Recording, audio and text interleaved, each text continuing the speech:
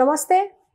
CM Jagan ఒక వజ్రాలు పొదిగిన 20 కోట్ల విలువ గల ఒక వాచ్‌ని ఒక సుప్రీంకోర్టు జడ్జికి బహుమతిగా ఇచ్చాడంట. అది దాన్ని మనం ఎలా చూడొచ్చు అనేది మనతో పాటు విశ్లేషించడానికి సీనియర్ జర్నలిస్ట్ దాము బాలాజీ ఉన్నారు. ఆయన అడిగి తెలుసుకుందాం. నమస్తే సార్. నమస్తే సార్, 2 కోట్లు గల వాచ్ జడ్జికి ఇవ్వాల్సిన అవసరం ఏమొచ్చింది సీఎం జగన్‌కి? అసలు ఇచ్చాడా లేదా తెలియదు మనకి. ఆంధ్రజ్యోతిలో ఫ్రంట్ పేజీలో వచ్చింది ఏంటంటే చాలా పెద్ద కథనమే రాశారు వాళ్ళు. ఫ్రంట్ పేజీలో వేయడం అనేది ఆశ్చర్యకరం. ఈ మధ్య ఇలాంటి ఆరోపణ ఎక్కడా రాలేదు. ఇందులో ముందుగా వాళ్ళు ఏం చెప్పారనేది చెప్పుకొని తర్వాత నా అభిప్రాయం చెప్తాను. వాళ్ళు ఏం చెప్పారంటే 2021లో, ఇప్పుడు కాదు, 2021లో కరోనా టైంలో ఉత్తరప్రదేశ్లో ఉత్తరాదిన అన్నారు, ఉత్తరప్రదేశ్ కూడా కాదు, ఉత్తరాది జడ్జి ఇంట్లో ఒక మ్యారేజ్ ఫంక్షన్ ఉంటే దానికి తక్కువ మందిని పిలిచారు. అయినా కూడా ఆ విషయం తెలిసి జగన్ ఇద్దరిని పంపించారు. ఒకరు వేమిరెడ్డి ప్రభాకర్ రెడ్డి, ఆయన బిజినెస్ మ్యాను, రాజ్యసభ సభ్యుడు. ధర్మారెడ్డి టీటీడీలో ఆయన ఇదన్నమాట అధికారి. సో వీళ్ళిద్దరిని పంపిస్తే ఆ జడ్జి షాక్ అయ్యాడు, వీళ్ళిద్దరూ ఎందుకు ఇక్కడికి వచ్చారని. అయినా కూడా ఆయన ధర్మారెడ్డి ఆయనకి తెలుసు, ఎందుకంటే తిరుపతికి ఆయన వెళ్తారు కాబట్టి. సో ధర్మారెడ్డిని చూసి పక్కన కూడా రాజ్యసభ సభ్యుడు కాబట్టి ఆయన ఆహ్వానించారు. ఆయన గెస్ట్ హౌస్కి పోతే లోపల వీళ్ళు కూడా ఆయన్ని ఫాలో అయ్యి వెళ్ళారు. వెళ్ళి ఆయనకు 2 కోట్ల విలువ చేసే డైమండ్స్ పొదిగిన, వజ్రాలు పొదిగిన ఒక బంగారు రిస్ట్ వాచ్ని బహుమతిగా ఇవ్వబోతే ఆయన కసిరి తిట్టి విసిరి కొట్టి అని రాశారు. దీంట్లో కసిరి తిట్టి విసిరి కొట్టాడంట ఆ న్యాయమూర్తి. చేశారు. దీని తర్వాత ఆయన షాక్ అయ్యి ఎందుకన్నా మంచిదని ఈ విషయం మీద లేఖ రాసి సుప్రీంకోర్టుకి ఇచ్చారు. అయితే ఆ లేఖను బయటకు రాకుండా జగన్ మేనేజ్ చేశాడు. సో ఇదే కాకుండా జగన్ అనేక మంది జడ్జిల్ని ఇలాగ మేనేజ్ చేయబోతున్నాడు. ఇప్పుడు హైకోర్టులో కూడా కొంతమంది సుప్రీంకోర్టు జడ్జెస్గా వెళ్ళబోతూ 3 ఏళ్ల సర్వీస్ ఉన్న వాళ్ళని ఎంచుకొని వాళ్ళని ట్రాప్ చేసే కార్యక్రమంలో జగన్ ఉన్నాడు. ఇది కథనం. ఇందులో అనేక కోణాలు ఉన్నాయి. ఫస్ట్ కోణం ఏంటంటే జడ్జిలు అసలు జడ్జిల్ని మేనేజ్ చేయొచ్చా లేదా. ఇతను ఏంటంటే ఇప్పుడు ఒక ఆరోపణ జగన్ మీద ఆరోపణ లాగా కనబడుతుంది, కానీ ఇది న్యాయ వ్యవస్థ మీద ఆరోపణ. యాక్చువల్గా ఎట్లా న్యాయ వ్యవస్థ మీద ఆరోపణ? ఈ జడ్జి ఏమో కసిరి తిట్టి విసిరి కొట్టాడు, ఓకే, కానీ ఆయన లేఖ రాశాడు కదా. లేఖ సుప్రీంకోర్టు దాని మీద విచారణ జరగకుండా జగన్ మేనేజ్ చేయగలిగాడంటే అర్థమేమి? సుప్రీంకోర్టుని జగన్ మేనేజ్ చేశాడని నేను ఆరోపిస్తున్నాడు కదా ఆంధ్రజ్యోతి రాధాకృష్ణ. మరి ఆరోపించినప్పుడు సుప్రీంకోర్టు దీని మీద రియాక్ట్ అవ్వాలి. యాక్చువల్గా అయితే ఈ కథనం మీద ఎవరైనా కానీ సుప్రీంకోర్టులో పిల్లేయచ్చు. నాకు తెలిసి ఎవరో ఒకరు వేస్తారు.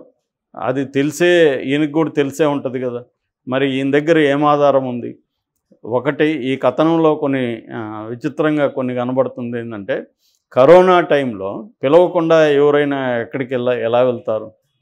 ఇప్పుడు మా ఇంట్లో ఒక ఫంక్షన్ పెట్టుకున్నామండి. కరోనా టైంలో నేను 50 మందిని పిలిచా. ఇంకొక 2 వచ్చినప్పుడు వాళ్ళు ఎవరు, ఎందుకు వచ్చారు అనేది విచారిస్తారు. కరోనా టైంలో ఈయన చెప్పిన ప్రకారమే అదొకటి. సరే వెళ్ళారు. ఆ జడ్జికి వీళ్ళు ఇచ్చినట్టుగా సోర్స్ ఏంటి? మనం అడిగితే సోర్స్ ఇవ్వాల్సి, మళ్ళీ మామూలుగా జర్నలిస్టులు ఏం చేస్తారంటే సోర్స్ మీకు ఇవ్వమంటారు. కానీ సుప్రీంకోర్టు మీద ఆరోపణలు కాబట్టి రేపు సుప్రీంకోర్టు నీ దగ్గర సోర్స్ ఏమిటి అని అడిగే అవకాశం ఉంది. మరి అది ఈయనకి తెలీదా, వీళ్ళకి తెలీదా? న్యూస్ వేసిన వాళ్ళకి తెలుసు. మరి ఏమన్నా ఉందేమో తెలియదు మనకి. ఉంటే మాత్రం సంచలనమే. ఇది ఆరోపణ కానీ వాస్తవం అయితే మాత్రం సంచలనమే. సో అది కూడా 2021లో జరిగితే ఇప్పుడు ఎలా తెలిసింది అనేది కూడా ఒక ఇదే. ఈ టైమింగ్ కూడా వెరీ ఇంపార్టెంట్. ఇప్పుడు ఎందుకు వేశారు, అప్పుడే తెలిస్తే ఇప్పుడు ఆలస్యంగా వెలుగులోకి వచ్చింది అనేది కూడా రాశారు. సో ఖచ్చితంగా నాకు తెలిసి ఈ పత్రిక దగ్గర ఏదో ఒక ఆధారం లేకుండా రాసి ఉంటారని నేను అనుకోవట్లేదు. అయితే ఆధారం ఉంటే మాత్రం సుప్రీంకోర్టు అడిగే అవకాశాలు అయితే కనబడుతుంది. ఎందుకంటే ఇది పెద్ద ఆరోపణ సుప్రీంకోర్టు మీద. సుప్రీంకోర్టుని మేనేజ్ చేశాడని జగన్ రాస్తున్నాడు. అట్లాగే కొంతమంది జడ్జెస్ 3 ఏళ్ళు ఉన్న జడ్జెస్ అనేది ఉంది. సో ఇది న్యాయ వ్యవస్థ మీద ఒక పెద్ద ఆరోపణగా మనం అర్థం చేసుకోవచ్చు. అయితే దీని నుంచి మనం డిస్కస్ చేయాల్సింది ఏంటంటే, ఇది గతంలో చంద్రబాబు మీద కూడా ఇదే ఆరోపణ ఉంది. న్యాయ వ్యవస్థను చంద్రబాబు మేనేజ్ చేస్తాడని, కొంతమంది జడ్జెస్ ఇది చేస్తాడని రామోజీరావు మీద ఆరోపణ ఉంది. సాక్షాత్తు రామోజీరావు మీద ఉండవల్లి ఆరోపణ చేశాడు. రామోజీరావు ఆ మధ్య మన గ్రాండ్ మనవడు మరి గుర్తులేదు, పెళ్ళికి చాలామంది జడ్జెస్ వెళ్ళారు అనేది కూడా అప్పుడు వార్త వచ్చింది. సో జడ్జెస్ అయినా వాళ్ళకి ప్రైవేట్ లైఫ్ ఉంటుంది, వాళ్ళకి ఫంక్షన్లకు వెళ్తారు. కానీ అనేక కేసులున్న ఒక సెలబ్రిటీ వాళ్ళ ఇంటికి వెళ్ళినప్పుడు ఇట్లాంటి సిగ్నల్స్ వస్తాయి. అట్లాగే చంద్రబాబు మీద కూడా గతంలో ఉన్నాయి. నిన్న కూడా అయోధ్యకి వెళ్ళినప్పుడు 2 జడ్జిలతో చంద్రబాబు ముచ్చటించిన ఫోటోలు బయటకు వచ్చాయి. సో ఇది ఏంటంటే అసలు రాజకీయాలకి న్యాయ వ్యవస్థకున్న సంబంధం, రాజకీయ నాయకులకి అంటే ఏ వ్యవస్థలో అయినా మనుషులే ఉంటారు. అల్టిమేట్గా ఆ మనుషుల్లో అన్ని రకాల బలహీనతలు ఉండే అవకాశం ఉంది. న్యాయ వ్యవస్థలో అదేం అతీతం కాదు. గతంలో కూడా అనేక కేసులు చూసాము, జడ్జెస్ సస్పెండ్ అయినారు. ఫర్ ఎగ్జాంపుల్ ఆయన గాలి జనార్దన్ రెడ్డి బెయిల్ విషయంలో 200 కోట్లు తీసుకొని బెయిల్ ఇస్తున్నట్టుగా ఒక జడ్జిని సస్పెండ్ చేశారు. అట్లాగే అనేక విషయాల్లో జడ్జెస్ లంచాలు తీసుకోవడము లేదా ఏదో ఒక ఫేవరు తీసుకోవడము ఇవన్నీ ఉంది. గతంలో చంద్రబాబు మీద ఈ ఆరోపణలు వచ్చాయి. ఇప్పుడు జగన్ ఉన్నాడు కాబట్టి జగన్ మీద వచ్చాయి. ఇక్కడ కేసీఆర్ కూడా రమణ ఉన్నాడు, ఎన్వి రమణకి ఇక్కడ ఆర్బిట్రేషన్ సెంటర్ పెట్టడంలో కేసీఆర్ కూడా ల్యాండ్ కానీ అదంతా ఇచ్చాడనే ఆరోపణలు కూడా వచ్చాయి. సో ఇలాగా అంటే జడ్జెస్ని మంచి చేసుకోవడం, వాళ్ళకి ఏదో ఫేవర్ చేయడం, లేదా వాళ్ళ పిల్లలకి వ్యాపారాలు పెట్టించడం, ఇలాంటి రకరకాల ఆరోపణలు గతంలో కూడా ఉన్నాయి. అట్లాగే బీజేపీకి అనుకూలమైన తీర్పులు ఇచ్చిన జడ్జీలకి తర్వాత రాజ్యసభ మెంబర్షిప్ ఇచ్చారని ఇలాంటి ఆరోపణలంతా కూడా ఉన్నాయి. అయితే ఇది సంచలనంగా కనపడుతుంది. ఎందుకంటే క్లియర్గా ఇతను స్పెసిఫిక్గా జగన్ చేశాడని చెప్తున్నాడు. అది కూడా 2 కోట్ల వాచి అలాని 2 పంపించారని చెప్తున్నాడు. ఆ జడ్జి ఎవరు అనేది తెలియాలి, ఆ జడ్జి ఉత్తరాది అని చెప్తున్నాడు. సో అంటే కొన్ని విషయాల్ని ఈయన ఇన్ఫర్మేషన్ ఇస్తున్నాడు, కొన్నిటిని విత్హెల్డ్ చేస్తున్నాడు, వేగ్గా కొన్ని పెడుతున్నాడు. మేబీ మరి ఇప్పుడు రేపు సుప్రీంకోర్టులో ఖచ్చితంగా ఎవరో ఒకరు పిల్లేస్తారు దీని మీద. మేబీ వైసీపీ వాళ్ళే వేసే అవకాశం ఉంది. ఒకవేళ నిజంగా జగన్ ఇచ్చి అదంతా జరుగుంటే వైసీపీ వాళ్ళు సైలెంట్గా ఉంటారు. సార్ ఇప్పుడు నమ్మే పరిస్థితులు ఉన్నాయా? ఆంధ్రజ్యోతి అనేది టీడీపీకి సంబంధించింది, సాక్షి అనేది దీనికి సంబంధించింది వైసీపీకి. నమ్మే పరిస్థితులు ఉన్నాయంటారా ఇప్పుడు? ఇప్పుడు అంటే కొన్ని రకాల ఎలా ఉంటుందంటే ఇది జగన్ మీద మాత్రమే వ్యతిరేకత అయితే మీరు అన్నది వాస్తవమే. జగన్ మీద ఏమొచ్చినా ఆంధ్రజ్యోతిలో ఈనాడులో నమ్మడం లేదు. అట్లాగే చంద్రబాబు మీద, తెలుగుదేశం మీద, సాక్షులు ఏమొచ్చినా నమ్మట్లేదు. వైసీపీలో అల్లకల్లోలం అని ఆంధ్రజ్యోతిలో వస్తుంది, తెలుగుదేశంలో అల్లకల్లోలం అని సాక్షులు వస్తుంటుంది. కాకపోతే దాంట్లో ఎంతో కొంత నిజం కూడా ఉంటుంది. అంటే మనం వైసీపీలో ఏం జరుగుతుందో తెలుసుకోవాలంటే ఈనాడు జ్యోతి చదవాలి ఒక్కొక్కసారి, ఈ తెలుగుదేశంలో ఏం జరగాలని తెలుసుకోవాలంటే సాక్షి చదవాలి. అలా కూడా కొన్ని విషయాలు తెలుస్తూ ఉంటాయి. ఎందుకంటే ఎవరి లోపాలు వాళ్ళు చెప్పుకోరు కాబట్టి ఎదుటి పత్రిక వాళ్ళు చెప్తుంటారు, అలాగా ఉంటుంది. సో ఇక్కడ ఓన్లీ జగన్ మీదే అయితే మీరు చెప్పింది వాస్తవమే. అంటే జగన్కి వ్యతిరేకంగా ఆంధ్రజ్యోతి రాస్తే దాన్ని నమ్మాల్సిన అవసరం లేదని అనుకోవచ్చు. కానీ న్యాయ వ్యవస్థ మీద కూడా ఆరోపణలు ఉన్నాయి దీంట్లో. ఎందుకంటే సుప్రీంకోర్టుని మేనేజ్ చేశాడు జగన్ అని రాస్తున్నారు కదా. అంటే సుప్రీంకోర్టుని మేనేజ్ చేయగలిగాడా జగన్ అంటే? సుప్రీంకోర్టు మేనేజ్ కాబడిందనే కదా అర్థం. అంటే మేనేజ్ చేయదలుచుకుంటే సుప్రీంకోర్టుని మేనేజ్ చేయొచ్చు అనే కదా అర్థం. సో ఆ యాంగిల్లో ఆంధ్రజ్యోతి ఒక సాహసం చేస్తున్నట్టుగానే మనం చెప్పుకోవాలి. మరి జగన్ మీద ఈ ఆరోపణలు చేయడం వెనక వాళ్ళకి రాజకీయ ప్రయోజనం ఉండొచ్చు, కానీ ఇది అక్కడితో ఆగదు కదా, న్యాయ వ్యవస్థ మీద కూడా చేస్తున్నట్టే కదా. ఇది గతంలో కూడా నిజానికి చేశారు, దీని మీద కంప్లైంట్ కూడా ఇచ్చారు. సాక్షాత్ ఇక్కడ హైకోర్టు జడ్జే సీజేకి ఇచ్చారు ఇప్పుడు వివేకానంద రెడ్డి కేసు మీద. అదేమైంది ఇప్పటివరకు ఎవరికి తెలియదు. అంటే ఇక్కడ ఏంటంటే ఇట్లాంటి పత్రికలు కానీ రాస్తున్నప్పుడు వాళ్ళ మీద ఏ రకమైన చర్య న్యాయ వ్యవస్థ తీసుకోలేని పరిస్థితి ఉంది. మరి కారణాలు ఏందనేది మనకు తెలియదు. అందువల్ల మళ్ళీ రాయగలుగుతున్నారు వీళ్ళు.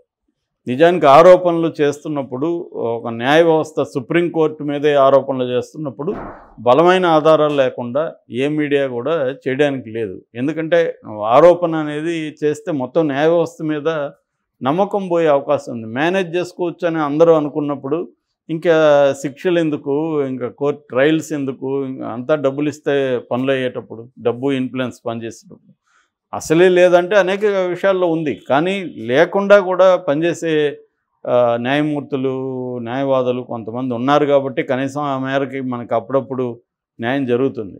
అది కూడా లేదంటే ఆల్రెడీ మనకి రాజకీయ వ్యవస్థ మీద నమ్మకం లేదు, శాసన వ్యవస్థ వీళ్ళే కాబట్టి మళ్ళీ అక్కడ నమ్మకం లేదు, బ్యూరోక్రసీ మీద నమ్మకాలు పోయినాయి, మొత్తం ప్రజాస్వామ్యం మీద కంప్లీట్ నమ్మకాలు పోతున్నప్పుడు ప్రజాస్వామ్యానికి వ్యతిరేకంగా పనిచేసే నక్సలైట్ లాంటి, మావోయిస్ట్ లాంటి ఫోర్సెస్ ఉన్నప్పుడు ఇంకా వాళ్ళకి ప్రజాస్వామ్యం నమ్మే వాళ్ళకి తేడా లేదు కదా. వాళ్ళు ప్రజాస్వామ్యంలో మాకు నమ్మకం లేదని కదా వాళ్ళు గన్నుబట్టారు.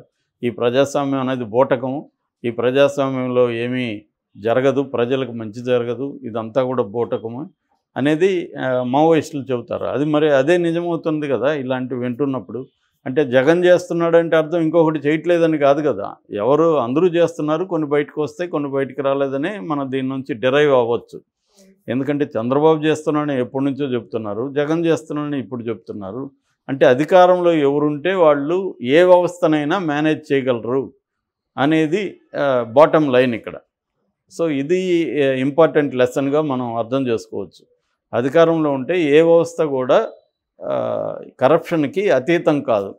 ఆయన కసిరి కొట్టి విసురు కొట్టాడని రాశాడు, మంచిదే. కానీ ఆయన ఎందుకు ఆ లేఖను ఇచ్చినప్పుడు ఆ లేఖకు సంబంధించిన చర్య తీసుకుపోతే ఆయన ఎందుకు గమ్మున ఉన్నాడు ఆ జడ్జి అనే ప్రశ్న కూడా వస్తుందిగా మనకి. ఇప్పుడు నా మీద కంప్లైంట్, నాకు ఎవరో బ్రైబ్ చేశారు, నేను కంప్లైంట్ చేశాను, కంప్లైంట్ పట్టించుకుపోతే నేను ఎందుకు గమ్మున ఉన్నాను అంటే ఫైట్ చేయాలి కదా. మరి ఒక సుప్రీంకోర్టు జడ్జే అలాగా ఒక ముఖ్యమంత్రి పంపిస్తే ఆ ముఖ్యమంత్రిని కసిరికొట్టి విసిరికొడితే సరిపోతుందా? లేఖ రాశాడు, లేఖ రాస్తే సరిపోతుందా?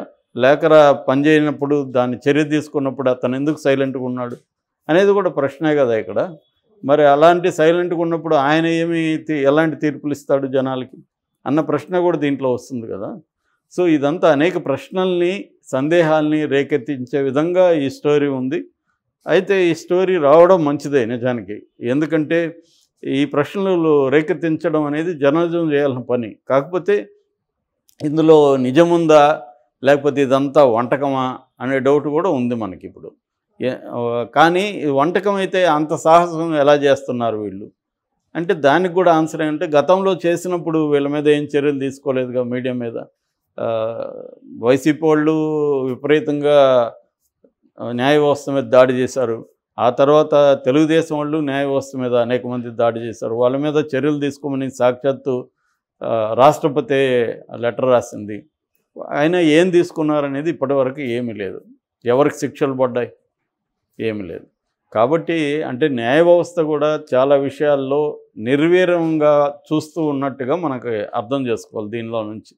అంటే న్యాయ వ్యవస్థ మీద దాడులను కూడా న్యాయ వ్యవస్థ ఏమి చేయలేని పరిస్థితి ఉందా అన్న డౌట్ సామాన్యులకు వచ్చే అవకాశం కనిపిస్తూ ఉంది.